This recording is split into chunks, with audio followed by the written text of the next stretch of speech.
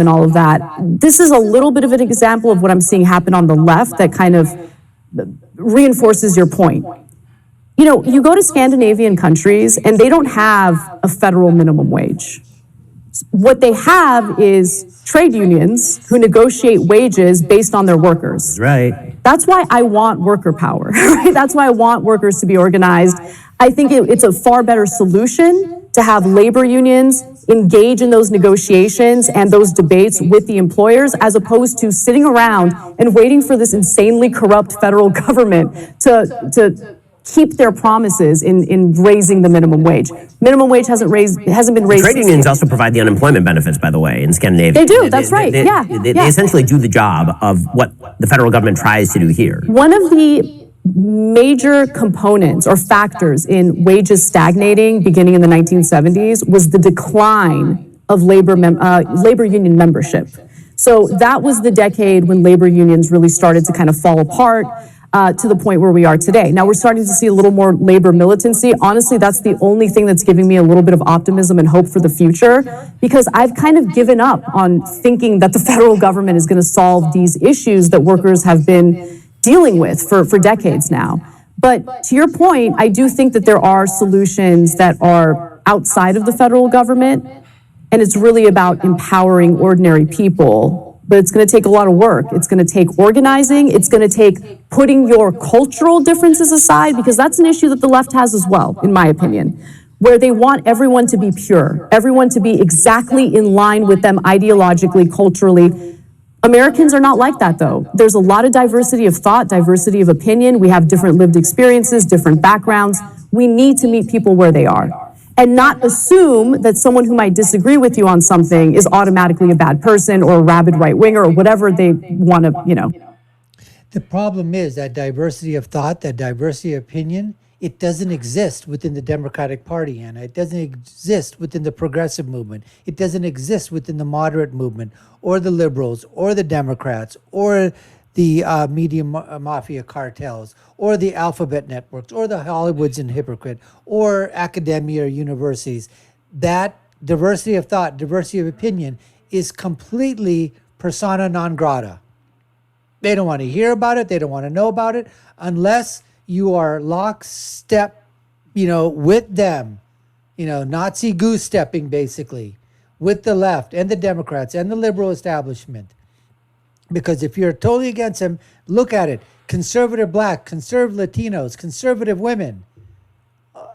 And you know what? And if they happen to be minority and conservative, like I said, minority and black, minority and Hispanic, and they're conservative, they get attacked by the left. Why? Because they're offering their own diversity of opinion, their own diversity of thought. It's never going to change. It's always going to be that way. They're always going to drive that wedge inside there, because what they want is what you just said, Anna. They want absolute purity, absolute allegiance, absolute Nazi salutism to the liberal leftist movement. And if you don't adhere to that, you're out. Now that happens somewhat on the right. But it happens basically, for example, I'll give you an example. It does happen in terms of, for, pro-life, pro-choice. We want to have a big tent. And if there's someone who says that they're pro-choice and they're Republican, that's one of those tenets where you got to draw the line. If you're for abortion and for murder, I don't know how you could be a Republican. Maybe you can't be a conservative. Put it that way. But now we're talking life and death issues. We're not talking in terms of taxes or your position on a policy, all right? But it's not even a diversity of opinion, diversity of thought. We're talking about life. That's just one example that I can cite in terms of that. Anyways, let's continue. Accuse the other. And by the way, when it comes to private sector unions, I'm actually not fundamentally on principle against private sector unions, as long as there's freedom of negotiation and as long as people aren't getting kneecapped on the side of the road, right? The idea of collective bargaining, that's been part of negotiations since the beginning of time. There's nothing wrong with a set of workers saying, we wish to come and negotiate for a higher wage. The employer just has to also be able to say no from time to time. Otherwise, start your own company. Yeah. This is why I remember when last time we talked, we were talking about, the idea of, and Bernie was big on this, the idea of sort of collectivization of ownership of companies. And I said, that's called a stock agreement. That's fine. I mean, if you and your friends want to put together a company and you own the stock in the company and you decide the wages, that's just called the company. Like that's fine. And in fact, very often you have some of the biggest sort of collectively owned organizations. I think the biggest one in the world, I believe, is in Spain. Yes, Madrigal? Yeah, yes. I think that's right. And they actually engage in hardcore capitalistic competition. That's right. And have had to cram down on their own workers wage decreases when the market actually undercuts them, because ownership is still ownership. But those are decisions that are democratically made within the organization. Because it's connected to the people who actually have a stake in the organization. That's right. Meaning, and if you choose to take the risk, then you also choose to reap the reward. Correct, yeah. Right? So one of the big problems, obviously, is that when we try to posit sort of labor versus management, what both sides are putting in there, there's an opinion by labor that labor is the sort of labor theory of value. Labor is the only thing that's valuable to the organization.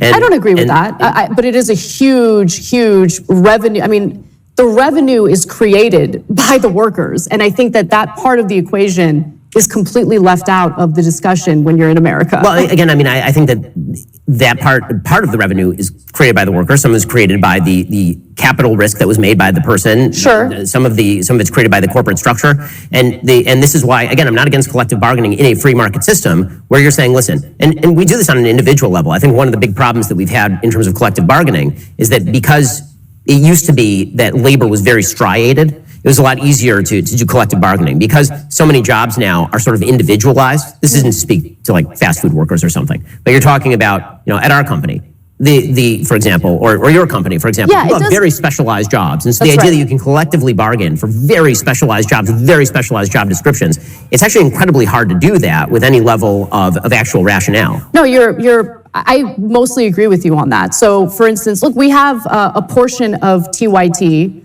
that is unionized. I'm not part of that union because of the specialized nature of the work I do. Correct. So these you couldn't unionize. Right. These are the graphics correct. artists, the editors. They decided to do it. More power to them. It's worked out, and I'm glad that they did it, and they're happy about it. Right. But when I think about labor unions, I'm mostly thinking about major companies like, let's say, Amazon, which you're seeing more and more of these Amazon warehouses either attempt to unionize, or in some cases they've been successful in unionizing. I think it makes sense in that area, especially when you're talking about a company that's so massive that the workers are they become numbers, right? So again, if people are willing to join a union and then go at the company that way, that's fine. My big problem is that I think the National Labor Relations Board is rigged completely on behalf. I'm sure you love the NLRB. I despise the NLRB more than is fantastic. The NLRB should be disbanded. It's a garbage organization. It's garbage. I disagree with you on that wholeheartedly. Listen, the Starbucks stores that tried to unionize, and by the way, many of them, hundreds of them, have succeeded in their union elections, and they have unionized. I mean, the labor crushing strategies that we've seen from the executives at Starbucks have been pretty disgusting. People who have been fired just because they've brought up the topic of organizing the workplace, just all sorts of violations. If it weren't for Biden's relatively labor-friendly NLRB, they'd have no protections at all. Well, I mean, your protection theoretically is in how good a job you do along with your fellow employees. Well, I mean, the NLRB, I have, listen, the NLRB is the kind of place where I made a joke online at one point that if somebody tried to take editorial control of my show on the basis of unionization, I would fire them.